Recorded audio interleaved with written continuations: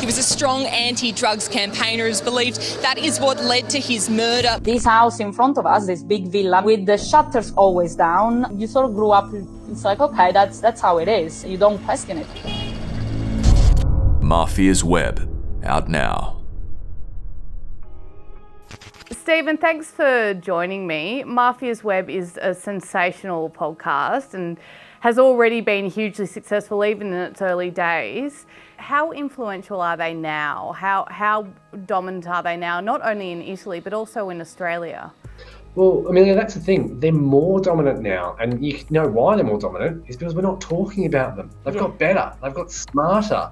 Because when they're shooting themselves in the foot, they're going out and killing people like Donald Mckay, the political anti-drugs campaigner, and that's all the way back in 1977, that put them right at the top of the police list. They've actually got more business-like, and there are some wiretaps that have come out in Italy in some court cases where they have actually said, we don't need people who shoot anymore, we need people who can use a computer. So the fact that they're under the radar means their influence has grown, and what's really changed in the past 20 years is that they're not just growing marijuana in fields in Griffith, they're actually key players in the international drug game, and cocaine is one of their big movers, and people in Australia are prepared to pay bucket loads for that. The frightening thing for me is that when you have this sort of money, then you can buy legitimate businesses, and in doing so, you in effect buy influence.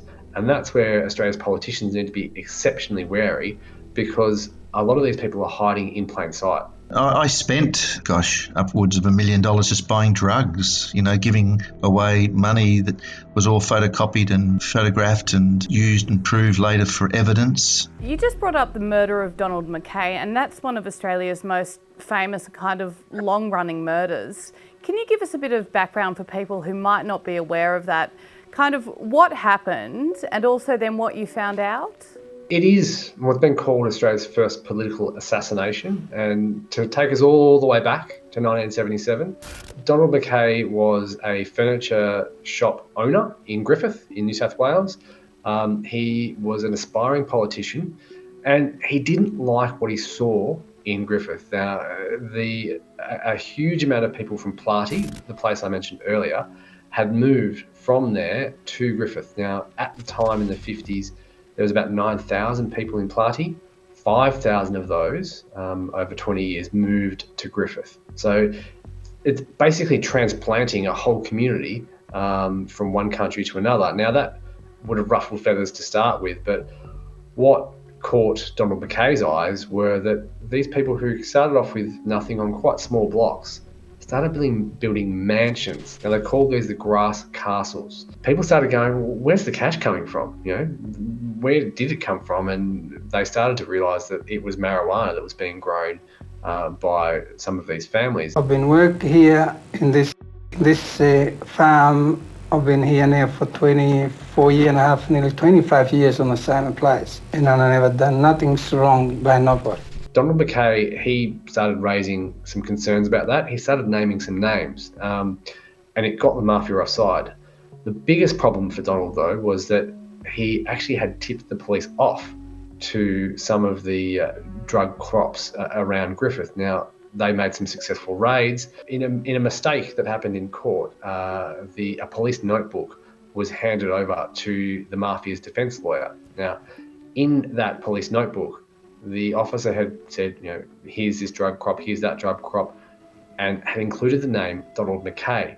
Now, that was proof that he had been the one that was tipping off the police about where these drug crops were, and that put a price on his head. He was a strong anti-drugs campaigner who's believed that is what led to his murder. My read of their situation was that the murder of Donald Mckay was driven by personal animosity, not a business decision. Roman Quadrileague was an undercover cop in the 1990s, and he actually spoke to me as part of the podcast and came up with some new information. One of the mafia dons that was there at the meeting where they decided to put a contract on Donald Mckay said, look, we shouldn't do this. This is bad for business.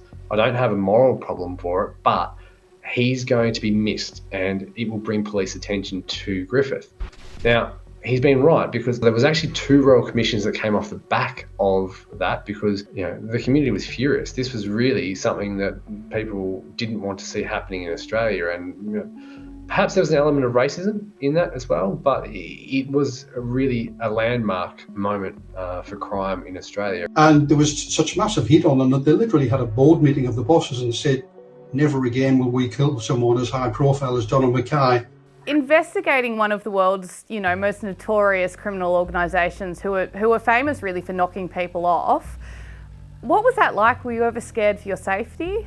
Well, Amelia, I don't want to be over dramatic, but then I don't want to underplay it at the same time. Someone suggested to us, well, let's go and visit Platy, which is a region where the spiritual home of the Ndrangheta. It's a town of about 5,000 people, where the mountains of cash that are funneled through the mafia are really controlled. So we sort of followed the suggestion from one of our contacts and drove up there, and within minutes we were being followed. I went, that car that was following us? They're right there now out the front, so I think we just better have an espresso rather than a cappuccino, and we sort of got out of there. But there was a guy sort of pulled up next to our car and was like looking in. Now, we didn't see any weapons or anything like that, but however, it was enough to sort of suggest to us that we should make a quick exit. One thing that also struck me is we interviewed Nicola Guerrieri. He's the chief mafia prosecutor in Italy, and when we got there, it was at a hotel in Milan, fairly nondescript hotel, and we've rocked up, and there was 4 cops stationed around the hotel where Nicola was staying.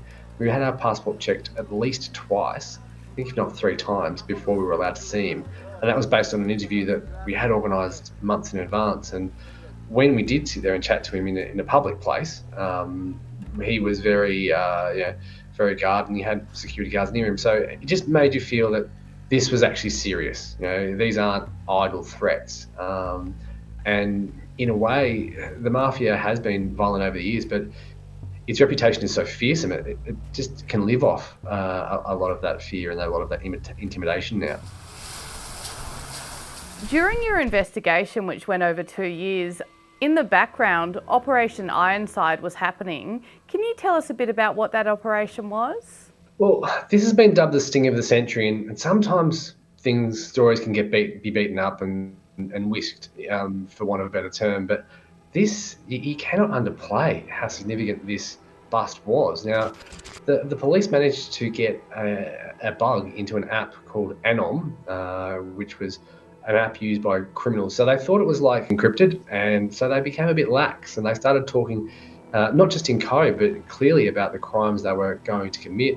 They talked about murders, they did all sorts of stuff, and every single message, now 27 million messages from between 9,000 crooks, were all monitored by police, including the Australian Federal Police and the FBI and Europol.